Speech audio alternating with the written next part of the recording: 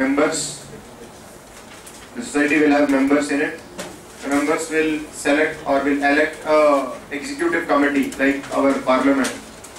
We are all members of a society, no? We have elected our executive members. They are all called as a member of parliament. Similarly, the members of the society or the trust will elect people called as the executive members. So there will be an executive committee.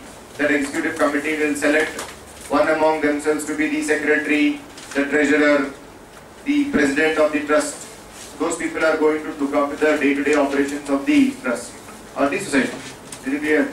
Now, this educational society, from where will they get funds? They need funds, no? Education institutions, they are learning about accounting for education institutions. So they need funds. Source, where will they get the money?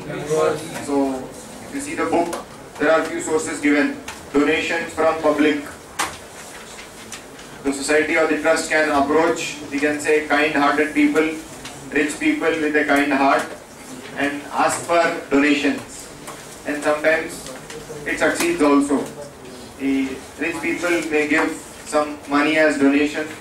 They may write a nice fat check for your educational society or trust with which you can run your, we can say, activities. Or they may, we can say, give some land for free, or they may give some big donation for construction of a building. A rich man, maybe in remembrance of his wife or remembrance of his child, or a child in remembrance of his father, may give a big donation to the school or the society, asking him to construct a building and name the building after his father or son or wife, etc., so that his memory can be there forever. Okay, so they can receive donations, money or kind, they can receive. Okay. Next is fees. The school or the college, they are going to charge some fees to the students. Tuition fees. See, you people start laughing when we talk about fees. Why? Why do you think about it with a negative attitude? See, without money, it is not possible to do any activity nowadays.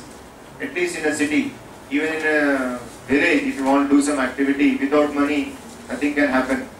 So even if an education institution has to run, you need faculties, you need facilities, you need infrastructure, you need electricity, you need a lot of equipment. Today everything has become, so we can say, technology driven.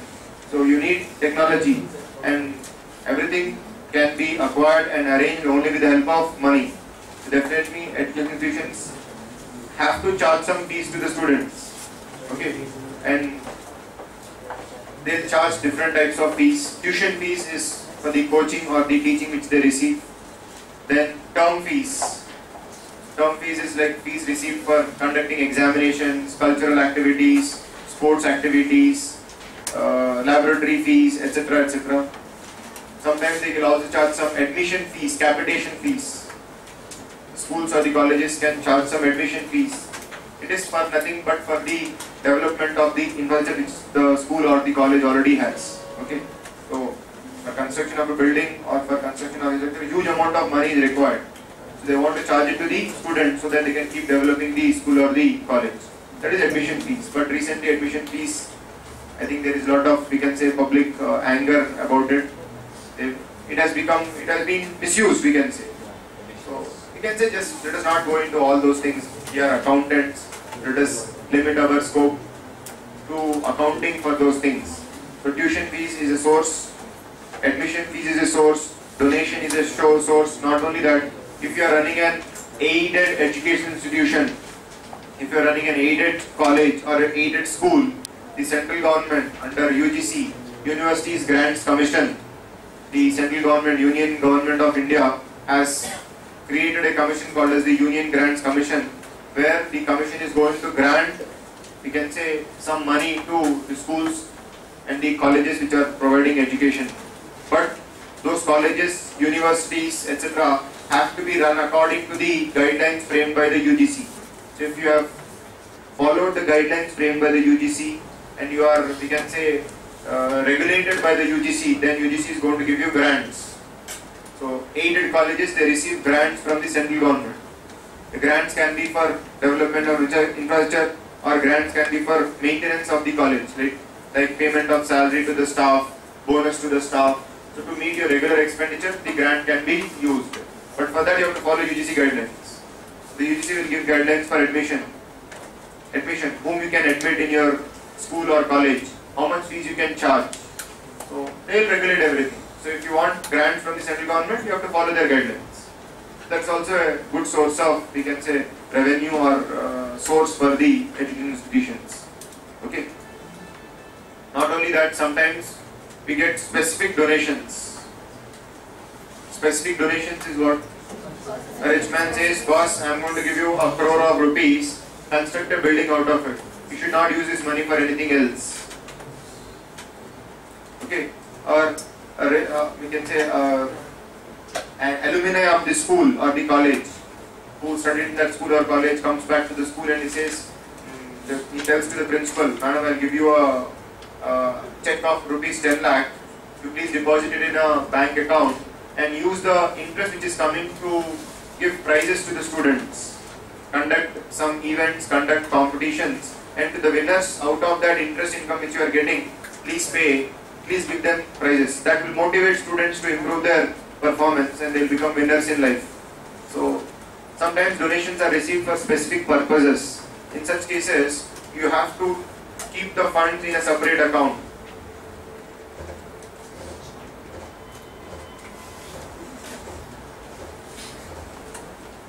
So when you receive donation for a building, specific instructions have been received from the person who has donated the money. So you will pass the entry bank account letter to building fund account. Till the time construction starts, an FD has to be made, fixed deposit in a bank, or you have to purchase mutual funds, or you have to keep it in government bonds, government securities. The source will be shown separately in the balance sheet, and the application should also be kept in a separate investment. So you should be able to find out the source and also the earmarked investments. Earmarked means while you are investing money, you know that this money is invested out of the donations which were received for construction of building. So the application should be linked to the source. That is called as fund accounting. Now, out of those investments, whatever income you get, that income should not be transferred to your income and expenditure account. It should be credited to the fund account, to the building fund. If you are spending money out of that fund, the amount should be debited to the building fund.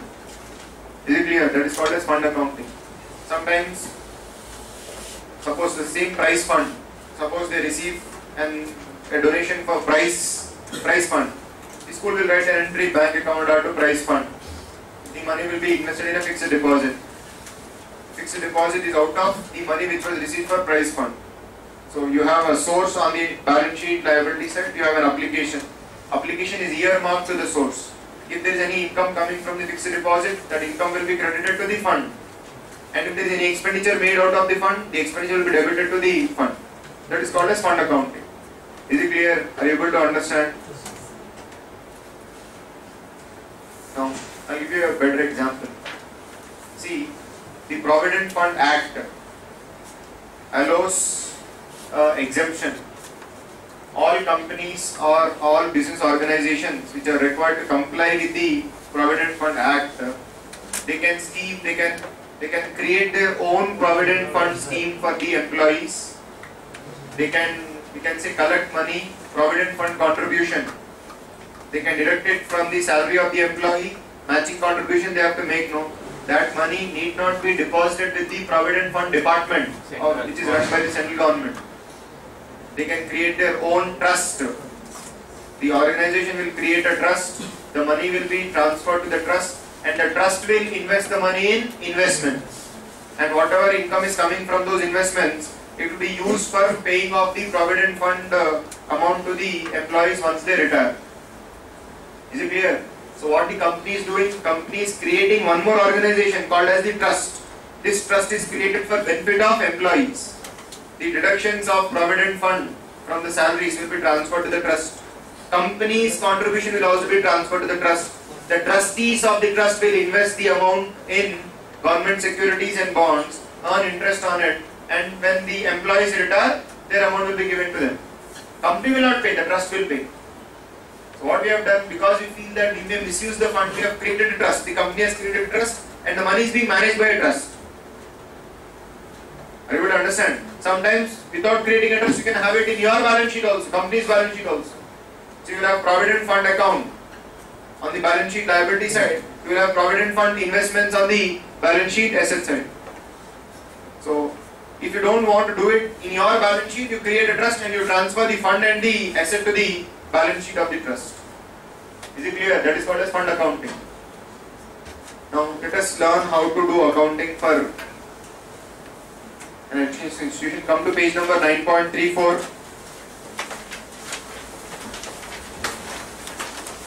Page number 9.34, problem number 11.